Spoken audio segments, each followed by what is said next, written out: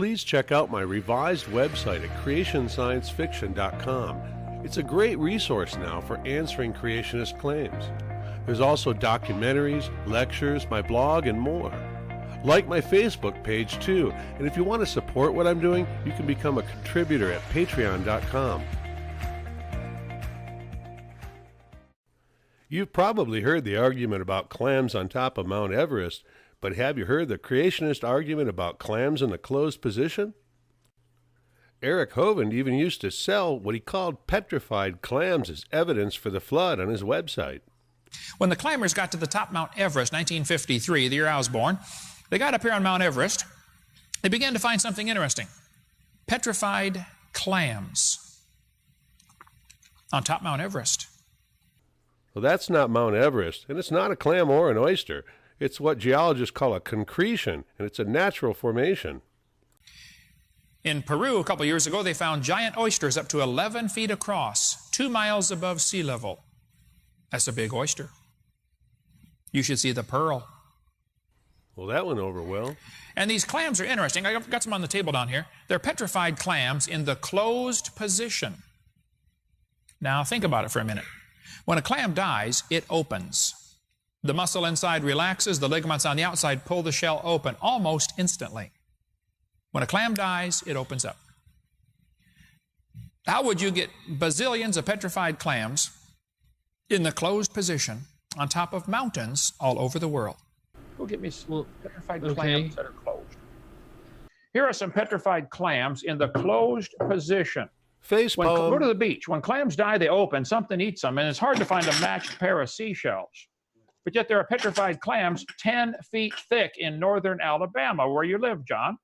Ask around, where are the giant beds of petrified closed clams 10 feet thick in northern Alabama? I think this indicates rapid burial.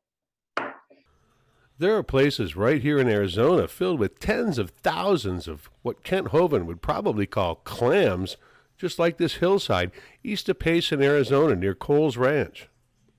More on that in a couple of minutes, though. Let's look at what his son Eric has to say. On top of Mount Everest, they even find clams. Now, when a clam dies, it relaxes and opens up. These are found in the closed position, 450 miles from the beach, and 5.5 miles above sea level. So was there really a worldwide flood? The evidence says yes. We even find clams in the closed position. Now, these clams are found all over the world, even on top of mountains. As usual, he's just parroting what his dad said, but let's take a look at David Reeves, the creationist paleontologist, or something like that. I did not expect to find that as I walked through the formations, I was stepping on thousands of fossilized clams, some in broken fragments, some half shells, some extremely large up to a foot in diameter, and some which were preserved in their entirety look at that outfit. in a fully closed position. Now, when clams die, the muscles relax that hold the two shells together and the clam opens. After a short while, that soft tissue and muscle disintegrates and the two shells break apart and drift away. But that's not the case for many of the clams in Kansas, over 1,000 miles from the nearest ocean at 2,500 feet above sea level. What would preserve these specimens in the closed position? A rapid event that would have covered the clams with layer upon layer of sediment and soil would explain what is observed. Well, we find just such an event in the biblical record. He just comes across as so smug, doesn't he? Now let's take a look at some real fossils and what these guys are probably calling closed clams.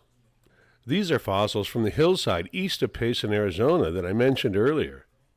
There isn't a single clam in this image. Here's a whole handful of what they would probably call clams in a closed position that I collected in just a few minutes from that hillside. Here's one that I collected from the top of the Mogollon Rim that had eroded out of the Kaibab limestone. If you haven't guessed it yet, what you've been looking at here are brachiopods. Both brachiopods and clams are bilaterally symmetrical, but in different ways. If you look at a brachiopod from the top, the left half will be same as the right half, both bottom and top. If you look at a clam that way, they won't necessarily be the same. You have to look at where the valves are joined. If you look at a clam that way, each half will be the same. I found a great explanation online as to how brachiopods and clams differ physically and why one would open up when it dies and the other one won't. Both brachiopods and bivalves have two major muscles within the shell to keep it closed.